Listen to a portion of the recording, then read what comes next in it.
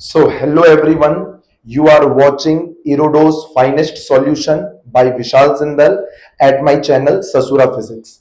चलो बाबू एक बार इस सवाल को अच्छे से देख लो। तो बाबू आई होप एक बार तुम लोग इस सवाल को पढ़ चुका होगा बाबू। ये एरोडो का क्वेश्चन नंबर 266 है, ठीक है ना। इसमें क्या बोला है बेटा कि एक इन्फानाइट कंडक्टर है, सिलेंड्रिकल कंडक्टर। अरे कंडक्टर मतलब मेटल, बात समझ में आ रहा है ना। एक इन्फानाइट कंडक्टर है बाबू। इसका हम लोग कौन सा व्यू देख रहे हैं, बात समझना, बार बार इस बात को समझा करो। इस कंडक्टर ऐसा है बेटा, इसका हम लोग कौन सा व्यू देख रहे हैं बेटा, टॉप व्यू देख रहे हैं, ठीक है ना। इसमें करंट फ्लो कर रहा आई, इस कंडक्टर में करंट फ्लो कर रहा आई।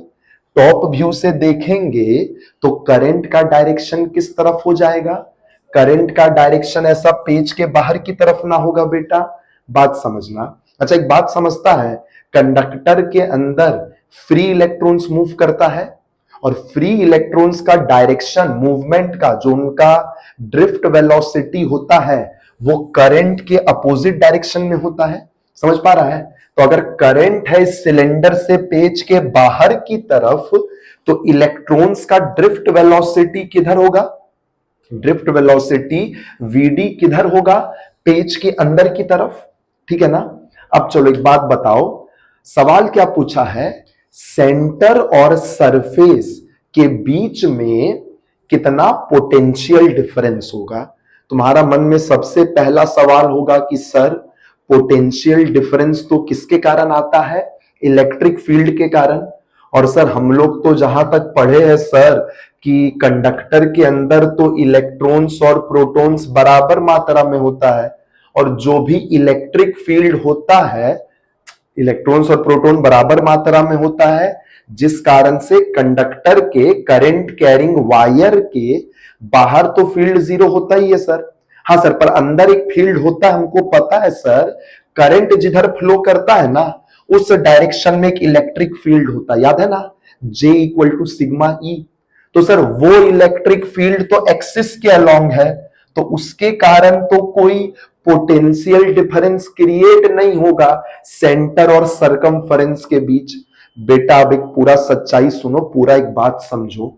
ये जो कंडक्टिंग वायर है जिसमें करंट फ्लो कर रहा है, एकदम सही बोला, इसमें एक इलेक्ट्रिक फील्ड एक्सिस के अलोंग तो होता ही है बेटा, पर एक इलेक्ट्रिक फील्ड है ना बाबू रेडियस के अलोंग भी होता है। थोड़ा सा एकदम होता है, एकदम फीबल, एकदम ना के बराबर होता है, लेकिन होता तो है। किस कारण से होता है पता है बेटा, मैग्नेटिक फील्ड के कारण। मैग्नेटिक फील्ड के कारण, अभी देखना, अरे ये जो करंट कैरिंग कंडक्टर है this is like a infinite solid cylinder.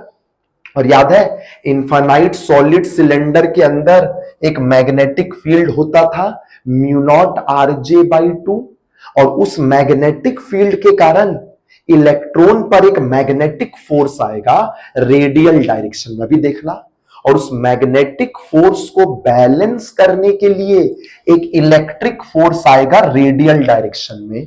और अगर रेडियल डायरेक्शन में एक इलेक्ट्रिक फोर्स है मतलब इससे हम लोग कह सकते हैं कि रेडियल डायरेक्शन में एक थोड़ा सा इलेक्ट्रिक फील्ड भी है। हाँ बाबू ये पूरा सच्चाई है। सबसे पहले समझो, ये जो वायर है this is like a infinite cylinder और करंट इसके पूरे सरफेस से फ्लो कर रहा है, पूरे इससे एरिया से फ्लो कर रहा है। This is like a solid cylinder. बताओ तो सेंटर से एक्स डिस्टेंस पर कितना मैग्नेटिक फील्ड होगा, बताओ तो। फॉर्मूला पढ़ा है ना, म्यू नॉट आर का वैल्यू को एक्स पुट कर दो, mu naught R J by two. Infinite solid cylinder के अंदर का मैग्नेटिक फील्ड तुम पढ़ा होगा। अब बताओ बेटा इलेक्ट्रॉन्स का वेलोसिटी किधर की तरफ है, वीडी पेज के अंदर। तो बताओ मूविंग चार्ज पर मैग्नेटिक फील्ड के कारण एक मैग्नेटिक फोर्स लगता है, क्यों भी क्रॉस बी। एक बार भी क्रॉस बी करके हमको बताओ। अच्छा नेगेटिव चार्ज पर मैग्नेटिक फोर्स का डायरेक्शन याद है ना, माइनस भी क्रॉस बी से निकालते हैं।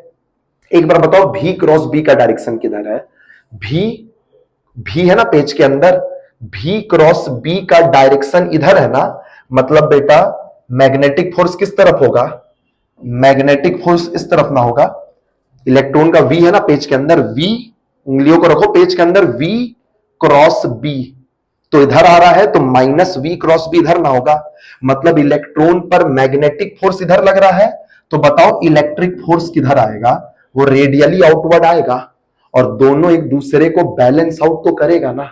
बताओ बेटा मैग्नेटिक फोर्स का formula Q V B sine theta, Q V है वी डी, बी है मैग्नेटिक फील्ड का वैल्यू अभी पुट कर देंगे और देख लो वेलोसिटी पेज के अंदर है और मैग्नेटिक फील्ड इधर है।